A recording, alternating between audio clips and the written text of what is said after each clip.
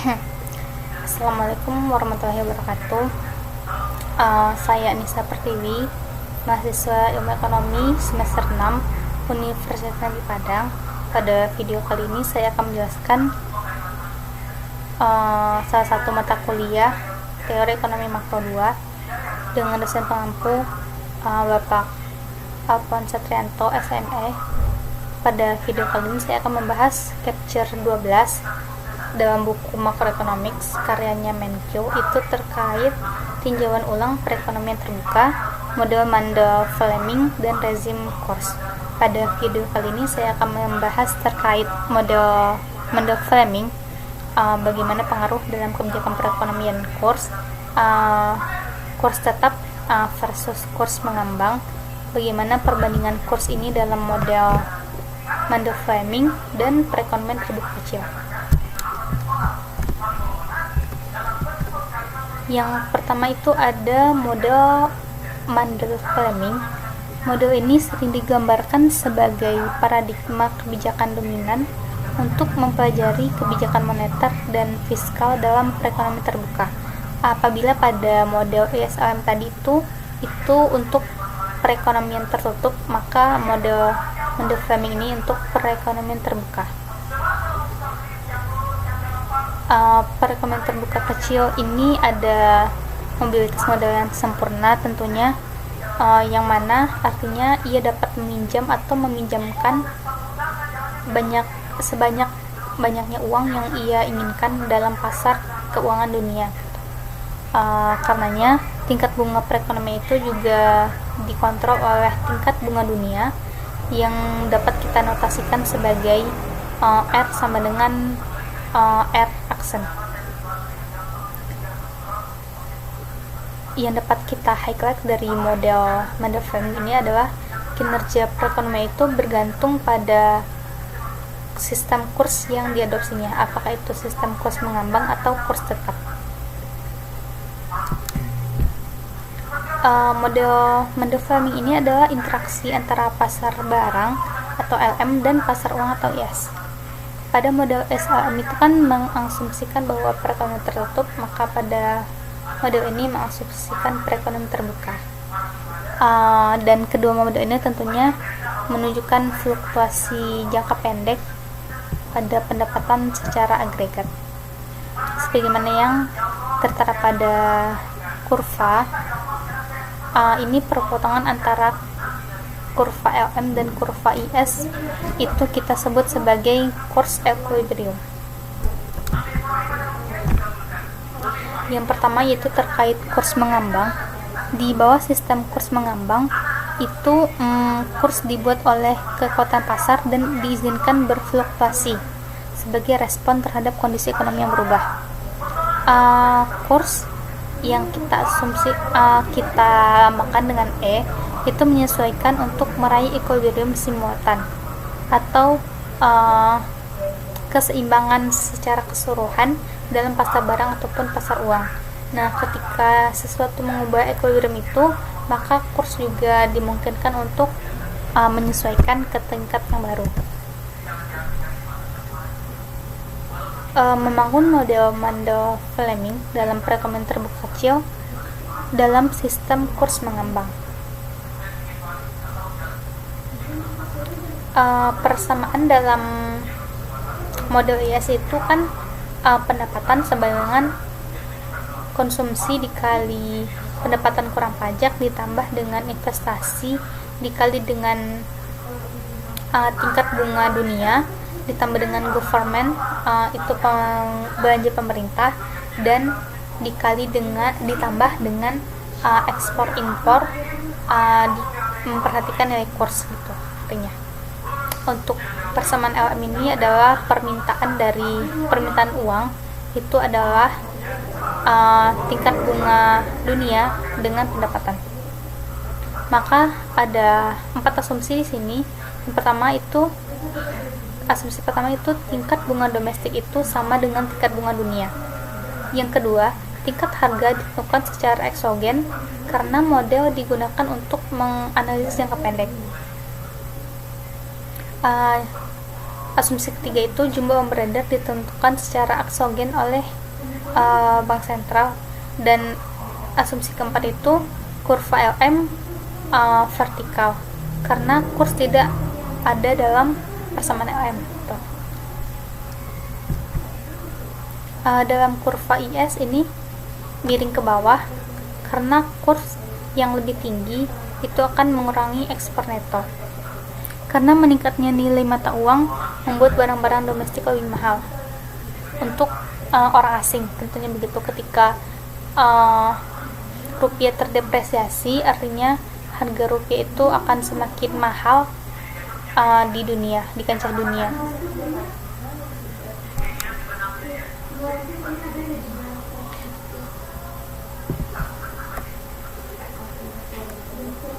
Selanjutnya itu menderivasi kurva Mendel-Fleming. Kenaikan kurs itu akan meningkatkan ekspor neto dan menggeser pengeluaran yang direncanakan ke bawah.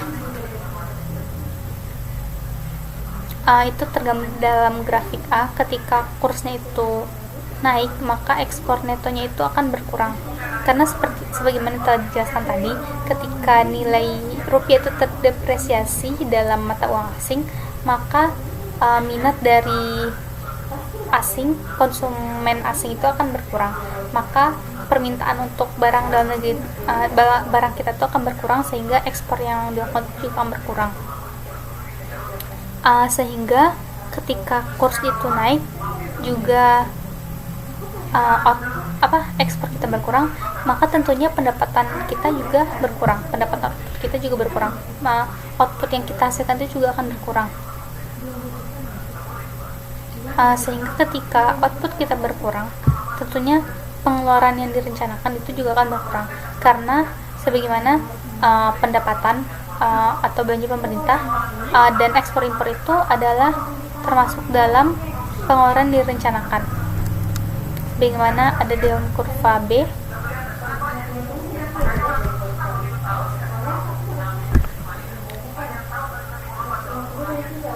Ini selanjutnya kita menderivasi kurva Mendel-Fleming dalam model LM. Kurva LM itu dan tingkat bunga dunia sama-sama untuk meningkatkan tingkat pendapatan. Kurva LM itu vertikal karena kurs tidak masuk dalam persamaan LM. Jadi kurs itu tidak mempengaruhi tingkat bunga yang ada di dalam negeri. Selanjutnya itu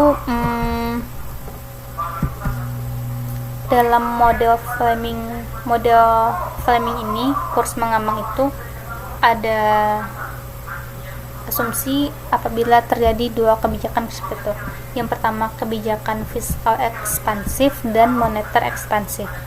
Pertama itu fiskal ekspansif, ketika terjadi penambahan belanja pemerintah atau penurunan pajak, itu seperti sebagaimana yang dijelaskan dalam kurva, maka kurva IS itu akan berpindah ke kanan dari IS ke IS aksen, yang mana itu artinya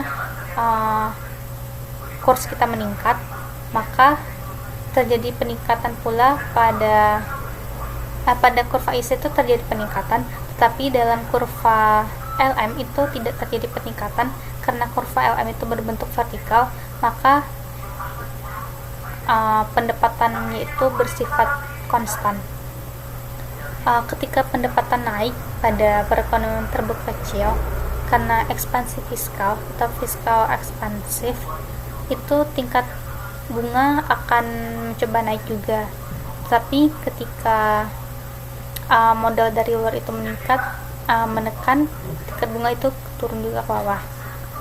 Aliran ini menyebabkan permintaan mata uang itu meningkat, sehingga mendorong nilai barang domestik itu lebih tinggi. Karena ketika kurs naik, berarti rupiah itu sedang terdepresiasi. Maka ketika rupiah terdepresiasi oleh dolar, maka konsumen dari luar negeri itu akan kurang berminat atau permintaannya itu akan menurun terhadap barang dalam negeri Indonesia, sehingga ekspor yang dilakukan Indonesia itu juga akan berkurang, akan mengurangkan ekspor.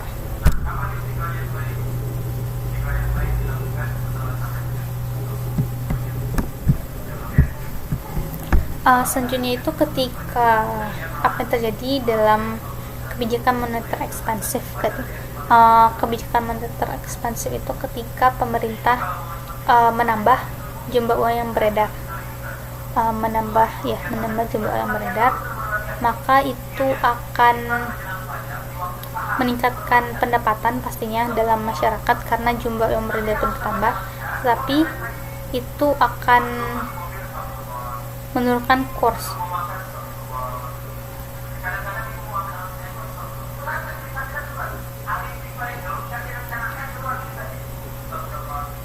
Ketika peningkatan jumlah yang beredar itu akan menekan tingkat bunga domestik ke bawah, ya. Ketika pendapatan itu meningkat, tingkat bunga itu akan menurun, sehingga para investor itu akan berinvestasi ke luar negeri yang mana tingkat bunganya itu lebih tinggi. Aliran modal yang keluar ini juga mencegah tingkat bunga turun. Ketika sudah banyak orang yang investor yang investasi keluar, maka bunga dalam negeri itu akan kembali lagi meningkat sehingga kurs kita itu kembali terdepresiasi, sehingga harga barang ketika kurs terdepresiasi itu harga barang dalam negeri akan lebih murah.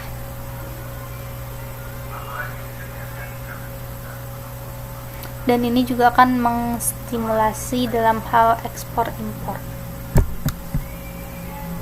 Selanjutnya, jika tadi membahas kurs mengambang, ini membahas terkait kurs tetap. Di bawah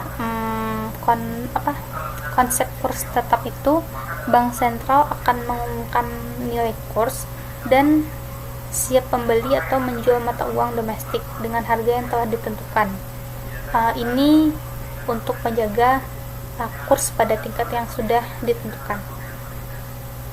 Kurs tetap ini memerlukan komitmen dari Bank Sentral untuk mengizinkan jumlah yang beredar itu menyesuaikan ke tingkat apapun,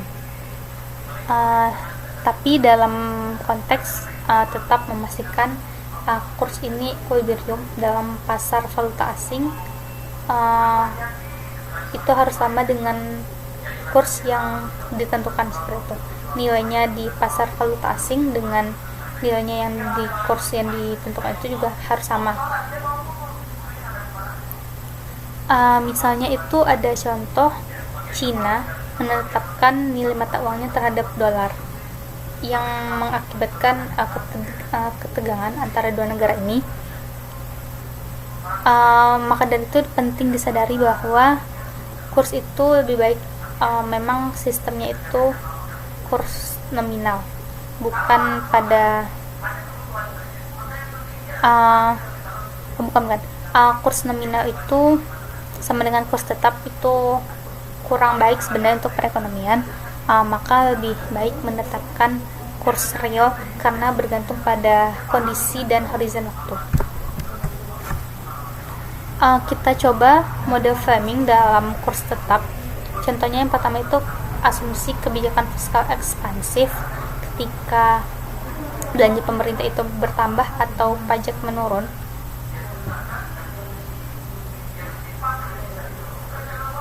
Maka untuk tetap menjaga kurs tetap itu, Bank Sentral itu harus meningkatkan jumlah uang beredar sehingga menambah LM ke kanan, sehingga pendapatan akan bertambah.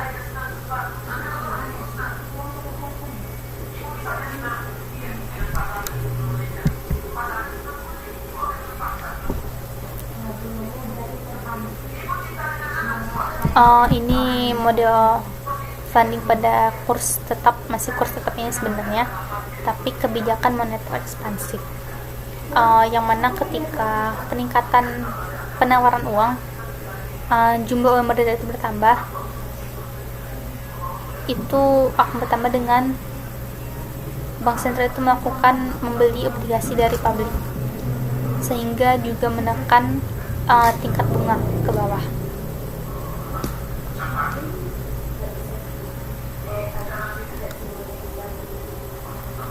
Sehingga dalam kurva keseimbangan SLM ya,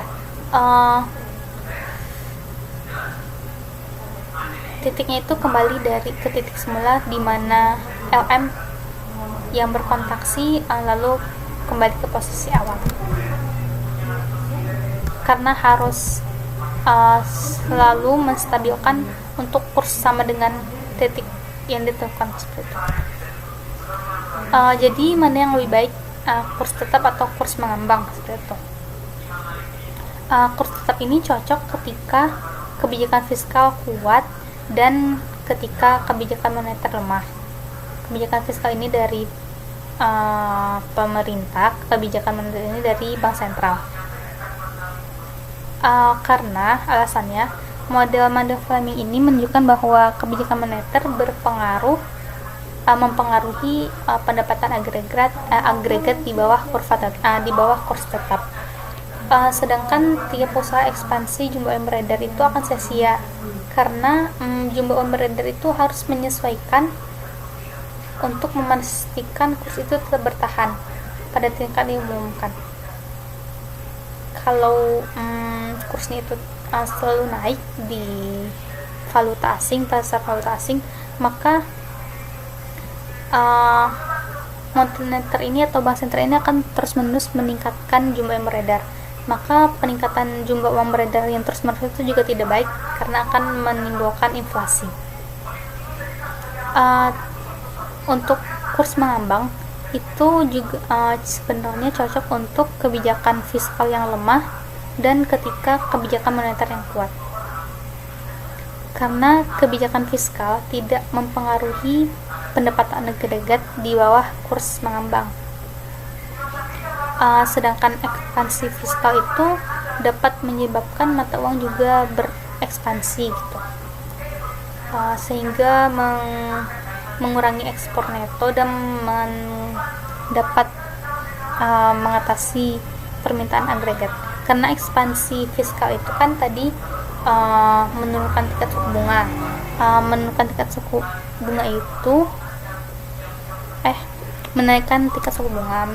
suku bunga itu akan membuat rupiah itu terdepresiasi. Ketika rupiah terdepresiasi, maka tingkat ekspor itu akan menurun. Ketika ekspor menurun, juga pendapatan juga akan menurun.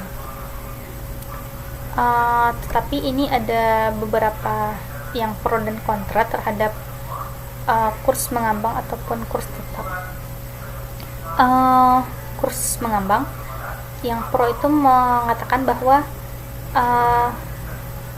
kurs mengambang ini memungkinkan kebijakan moneter digunakan untuk maksud lain, misalnya seperti menstabilkan kesempatan kerja atau menstabilkan harga.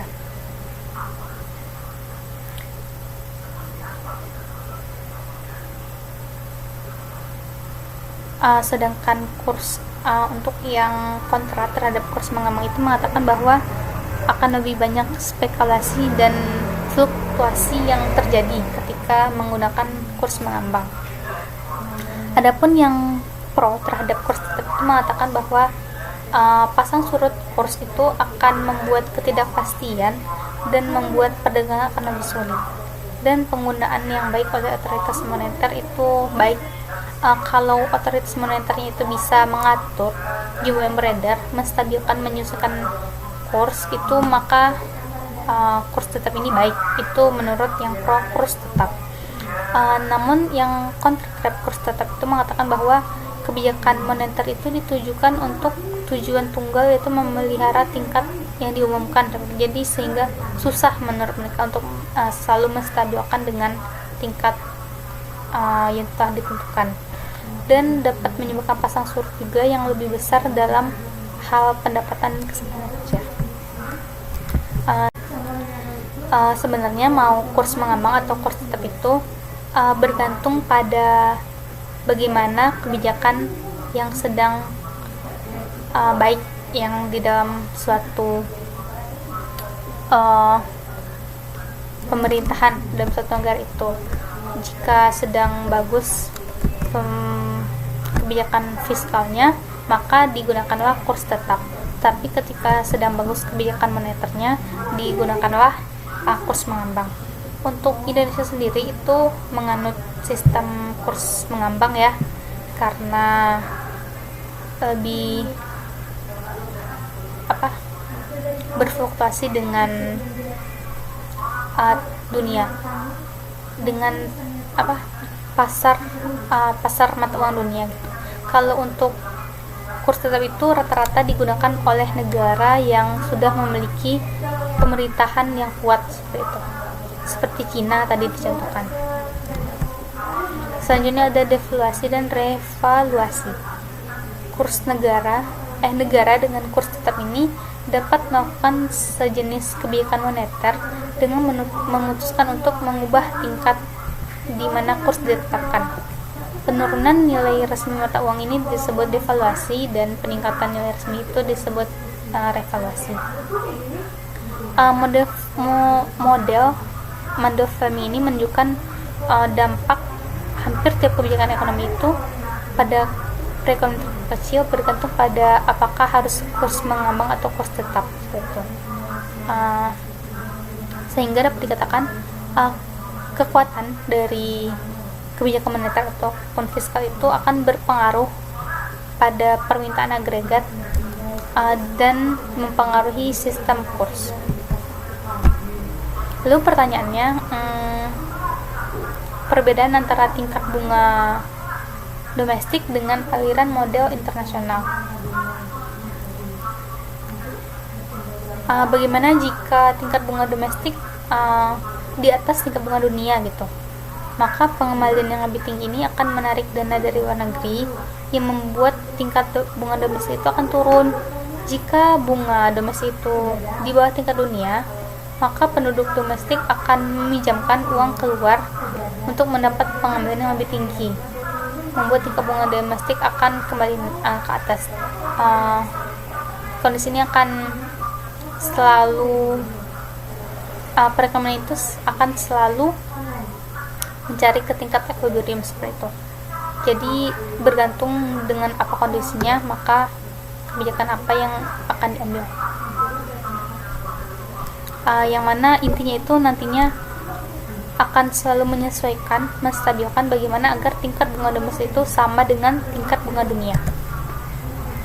Selanjutnya itu resiko negara dan ekspektasi kurs. Ada dua alasan mengapa tingkat bunga itu berbeda di setiap negara. Yang pertama itu resiko dari negara. Ketika investor membeli obligasi pemerintah Amerika Serikat contohnya, atau memberi pinjaman kepada perusahaan Amerika Serikat, mereka yakin mereka akan dibayar beserta dengan bunganya seperti itu. Sebaliknya di negara yang kurang berkembang akan takut bahwa mereka tidak akan melunasi pinjaman yang mereka pinjam seperti itu ketika dengan tingkat bunga yang tinggi di negara berkembang, karena mengingat kondisi ekonomi negara berkembang itu yang berfluktuasi, maka peminjam di negara-negara tersebut sering harus membayar tingkat bunga yang lebih tinggi untuk mengkompensasi resiko seperti itu, agar trust dari kreditor itu bisa mempercayai negara berkembang, maka tingkat bunga di negara berkembang itu akan lebih tinggi. Yang kedua itu ekspektasi kurs. Ketika orang berharap Prancis itu mata uang Prancis turun terhadap dolar, maka pinjaman dalam bentuk franc ini akan dibayar dengan mata uang yang kurang berharga daripada pinjaman dari dolar. Ya, untuk mengkompensasi penurunan yang diharapkan pada mata uang Perancis, maka tingkat bunga di Perancis akan lebih tinggi dari tingkat tingkat bunga di Amerika Serikat. Perbedaan model framing ini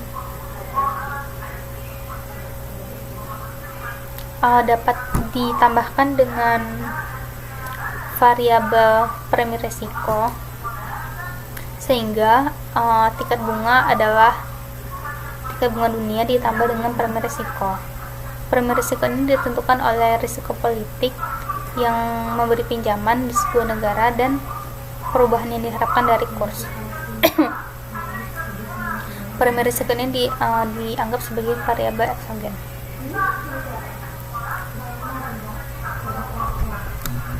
Harapannya dengan adanya premi risiko ini dapat menyeimbangkan antara pasar barang dan pasar uang. Perbedaan dalam model framing ini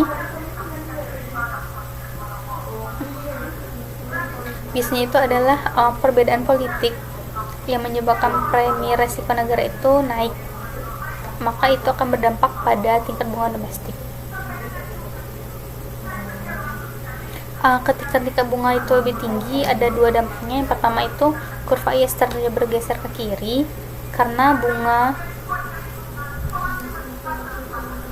lebih tinggi itu akan mengurangi investasi, dan LM itu akan bergeser ke kanan karena bunga yang lebih tinggi akan mengurangi permintaan uang yang beredar, dan tingkat pendapatan yang tinggi itu juga akan menurun. Pergeseran ini akan menyebabkan pendapatan naik dan kurs equilibrium itu menurun pada pasar dunia. Intinya itu ekspektasi dari kurs itu juga menentukan kurs sebenarnya.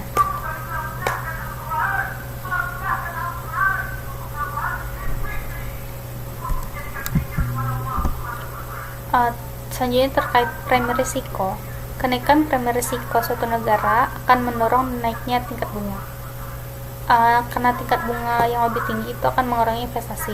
Sebelumnya premi risiko ini adalah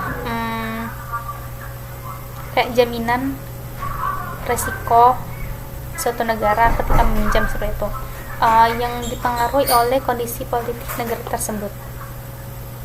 Biasanya kalau negara kondisi politiknya sedang panas atau ekonominya sedang kacau, itu premi risikonya akan lebih tinggi karena negara kreditor itu menganggap bahwa negara tersebut itu akan kesulitan dalam mengembalikan pinjamannya, sehingga diberikan jaminan yang lebih tinggi gitu. Syarat jaminan yang lebih tinggi. Tingkat bunga yang lebih tinggi itu akan mengurangi investasi tentunya, karena juga akan mengurangi permintaan uang, sehingga LM bergeser ke kanan dan IS bergeser ke kiri. Pendapatan naik dan kurs mengalami depresiasi.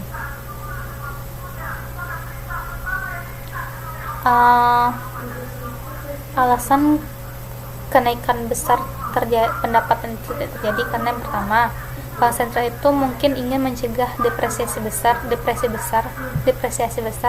terhadap mata uang domestik, sehingga merespon dengan menurunkan jumlah uang beredar. Kedua, depresiasi mata uang domestik itu tiba-tiba bisa meningkatkan harga domestik, sehingga dapat menyebabkan inflasi atau kenaikan harga secara keseluruhan.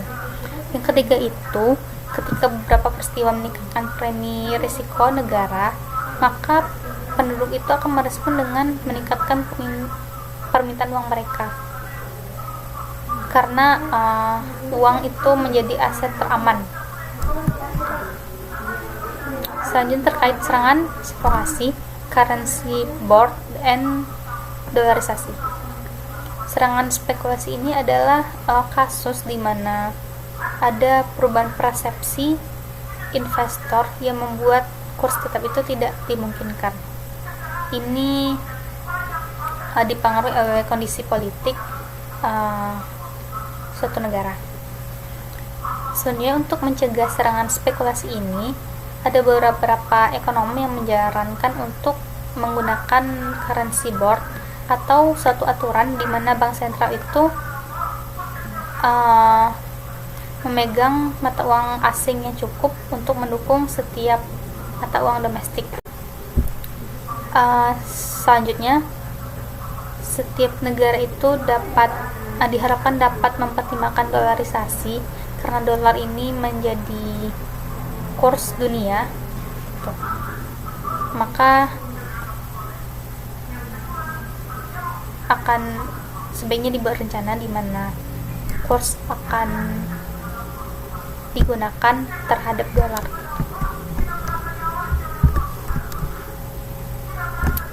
Selanjutnya itu model Mundell Fleming dengan tingkat harga yang berubah.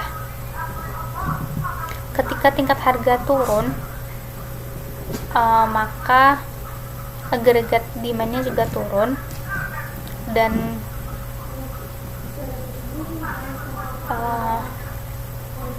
pendapatan itu akan naik.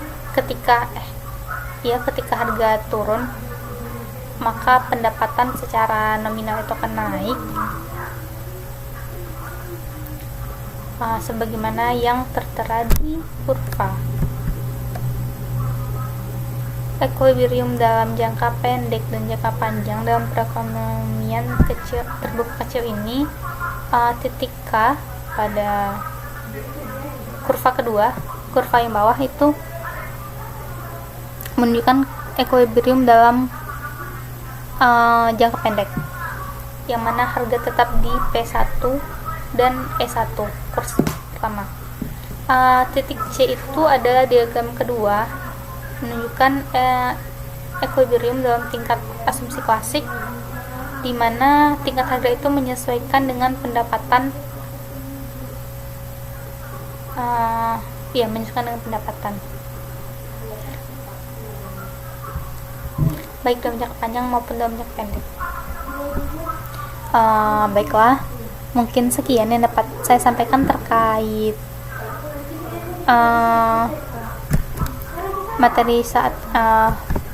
materi capture 12 ini terkait tinjauan perekonomian terbuka, itu model Mundell Fleming.